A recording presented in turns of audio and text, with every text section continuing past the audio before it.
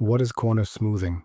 Have you ever wondered why some shapes look more natural and inviting than others? That's the magic of corner smoothing in Figma. Let's break it down. In 2013, Apple introduced iOS 7, replacing square app icons with smoother, more natural-looking squircles.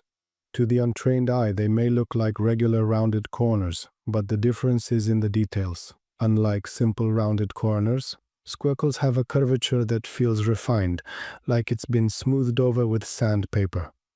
This design mimics shapes found in nature, like river pebbles or a worn bar of soap. To meet the needs of designers, Figma introduced the corner smoothing slider. This tool allows you to adjust the curvature of rounded corners, transitioning from standard shapes to squircles with ease. There's even a special mark at 60%, which closely matches the squircle style used in iOS. So when should you use corner smoothing?